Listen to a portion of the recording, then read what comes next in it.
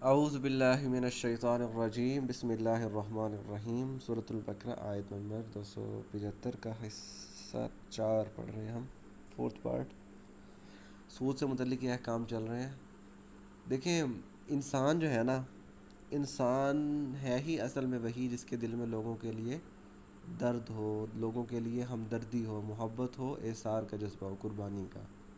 وہ جیسے علامہ اقبال کا شعر ہے نا کہ درد دل کے واسطے پیدا کیا انسان کو، کہ دوسروں کے درد دکھ میں شریک ہونا، دوسروں کے لیے ہمدردی کے جذبات رکھنا اور دوسروں کے لیے قربانی، یہی انسان ہے۔ اگر یہی انسان صرف اپنا فائدہ کر سوچنے لگ جائے، دوسروں کا نقصان سوچنے لگ جائے، مطلب اسے دوسروں کے نفع نقصان کی کوئی غرض نہ ہو، صرف اپنے فائدے سے غرض ہو، خود غرض بن جائے، تو پھر وہ انسان نہیں رہتا، وہ جانور بن جاتا ہے۔ انہم الا کالانعام بل ہم اضل، کہ یہ جانور نہیں ہے بلکہ جانوروں سے بھی بدتر ہے، کیونکہ ہم دیکھتے ہیں جانوروں میں بھی محبت کے، ایک دوسرے کے ساتھ ہمدردی کے جذبات موجود ہوتے ہیں۔ کسی ایک کو دکھ میں اور تکلیف میں دیکھ کر وہ بھی ایک دوسرے کا سہارا بنتے ہیں۔ لیکن ہم انسان ہی کیا ہوئے؟ انا خلقنا الانسان فی احسن تقویم، لقد خلقنا الانسان فی احسن تقویم۔ ہم نے انسان کو بہترین ساخت میں پیدا کیا ہے، اس کے اندر تمام جذبات، تمام احساسات جو بہترین ہونے چاہیے تھے، اللہ تعالیٰ کہہ رہے ہیں ہم نے وہ پیدا کیے ہیں۔ انسان فرشتوں سے بھی زیادہ اشرف ہیں، زیادہ عزت دار ہیں، زیادہ بلند درجے کے ہیں، اگر وہ واقعی انسان ہے، اگر ان کا دل دوسروں کے لیے ہمدردی کے جذبات رکھتا ہے۔ تو اگر ایسا نہ ہو تو وہ انسان نہیں ہے، پتھر دل ہو چکا ہو۔ تو اس وجہ سے اسلام میں جتنے بھی احکام آئے ہیں ان میں کبھی بھی کسی بھی حکم میں یہ نہیں ہے کہ آپ اپنے آپ کو دوسروں پہ ترجیح دیں۔ کوئی بھی حکم ایسا نہیں ہے جو خود کا فائدہ کروا رہا ہو، انسان کا اپنا فائدہ کروا رہا ہو، دوسروں کا نقصان کروا رہا ہو۔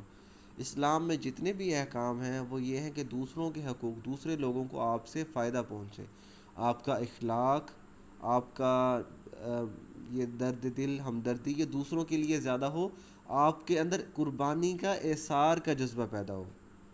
آج کل کے مسلمانوں کا سب سے بڑا مسئلہ یہی ہے کہ دین چونکہ ذہن سے نکل گیا، بچپن سے دین سکھایا نہیں جاتا، دین کی بس تھوڑی بہت بنیادی باتیں پتہ ہوتی ہیں، اور معاشرہ سارا دنیاوی نظام پہ چل رہا ہے، ہمارا سارا سسٹم معاشرے کا سود پہ، ہمارا نظام بینکنگ کا سارا نظام سود پہ ہے۔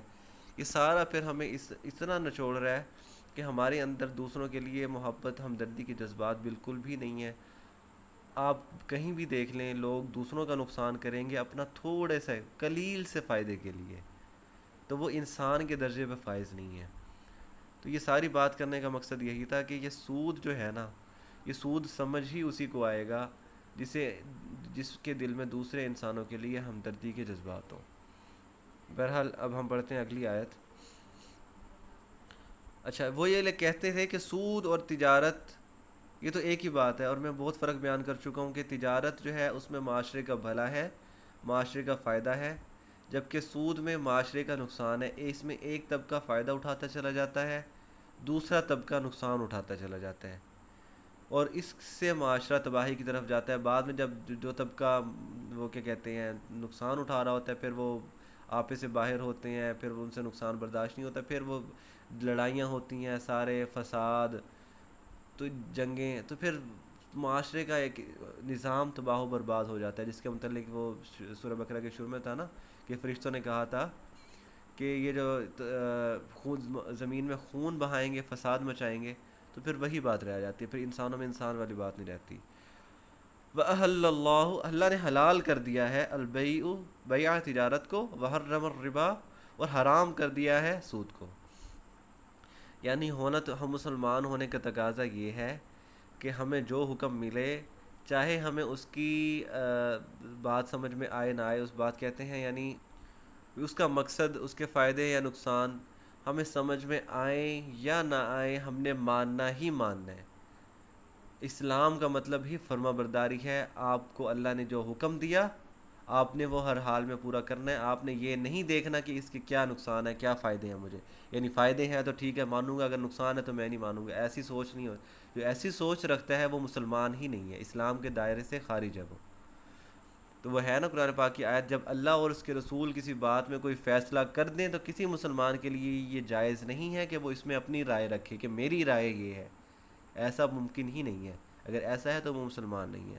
تو اللہ نے حرام کر دیا ہے سود کو اور حلال کر دیا تجارت کو. تمہارا یہ سوال بنتا ہی نہیں ہے کہ بھی سود اور تجارت تو ایک ہی چیز ہے.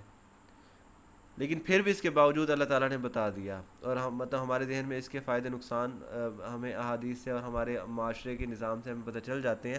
یعنی یہ اتنی ایک تو اس کے نقصان اور فائدے اتنے واضح ہیں نا کہ ہمیں مطلب بتانے کی ضرورت ہی نہیں تھی کہ اس سے کس کے سود کے کیا نقصانات ہیں اور تجارت کے کیا فائدے ہیں، افادیت کیا ہے. تو اللہ نے جس چیز کو حرام کر دیا وہ حرام ہی ہے، چاہے آپ کو سمجھ میں آئے یا نہ آئے.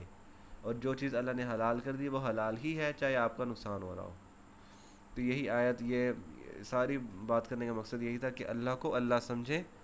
ایسے اسلام میں کوئی رہنے کا فائدہ نہیں ہے. اسلام ایسے نہیں ہوا کرتا کہ آپ کی مرضی ہے آپ چاہیں تو عمل کر لیں، آپ کی مرضی ہے آپ چاہیں تو نہ عمل کریں. ایسے نہیں ہوا کرتا. تو باقی ہم کل پڑھیں گے. وما علینا الا البلاغ المبین.